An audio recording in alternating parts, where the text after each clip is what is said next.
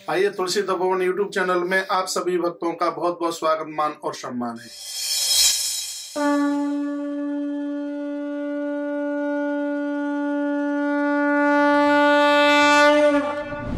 एक बात आप लिख सकें तो जरूर लिख लीजिए, वो आपके काम आएगी। बात ऐसी है, धरती की सकल संपदा का यदि कोई व्यक्ति मालिक है, ग्रंथ कहता है कि वो मेरी दृष्टि में अमीर नहीं है। कब तक? जब तक इंद्रियां उसके वश में नहीं है। यदि वो इंद्रियों से पतित है तो उससे बड़ा कंगाल नहीं है कोई दूसरा। धनवान वह नहीं है जिनके पास संपदा है, धनवान वह हैं जिनके पास संयम है।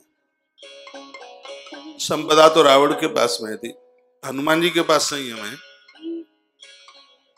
हनुमान जी की आप आरती उतारते हैं, क्या आप रावण को भी पूछते हैं? पैसे की कमी कहां थी? सोना था उसके पास, पूरा भवन सोने के बने थे, सब ठाट बाट थे उसके पास। उसके लिए तो घंटा घड़ियाल कोई नहीं बजाता, शंख कोई नहीं बजाता उसके लिए। लेकिन जिसके पास संयम है, उनका नाम लेकर के तो हम अपने जीवन को शुभ मानते हैं। एक श्लोक बस आपके बीच में रखता हुआ और इस कथानक को आगे के लिए बढ़ा रहा हूं। अर्थानामीश्वरो यः स्याद् इंद्रियाणामनीश्वर, इंद्रियाणामनीश्वर्याद् दृश्यते हि सा। इसका अर्थ है, जो अधिक धनवान, बहुत अधिक धन का स्वामी होने के बाद भी यदि इंद्रियों से पतित है तो उससे बड़ा कंगाल दूसरा नहीं है। जिसके पास संसार की संपत्ति नहीं है लेकिन जिनकी इंद्रियां संयमित हैं, जिसकी इंद्रियां उसके वश में हैं, धरती पर उससे बड़ा धनवान नहीं है कोई। इसलिए इंद्रियों के वश में मत रहिए, इंद्रियों को अपने वश में कीजिए। राम कथा में दो ही तो बात है, और क्या है। रामायण में अनुमोदन करके महात्मा वाल्मीकि ने जो लिखा वो बात अद्भुत थी। ये लिखा है कि इंद्रियों को जिसने बस में किया उसे दशरथ कहते हैं, और जो इंद्रियों के बस में जीवन जी रहा है उसको दशानन कहते हैं, उसको दशमुख कहते हैं। इंद्रियों के बस में बन जाओगे तो मेघनाद ये सब विकार पैदा हो जाएंगे। मेघनाद काम है, खरदूषण राग और द्वेष है, तो अन्याय का कुनवा है पूरा।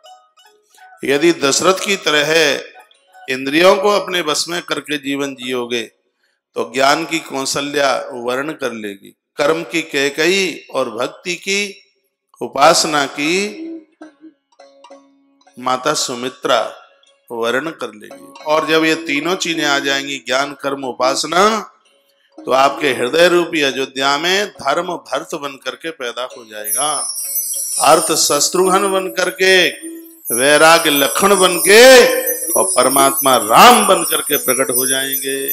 ये होगा कब? जब आप दशरथ बनेंगे तब। हम बहुत छोटे छोटे थे तब एक दोहा बोला जाता था, संत लोग बोलते थे, कहते थे, राम राम सब कोई कहे, दशरथ कहे न कोई।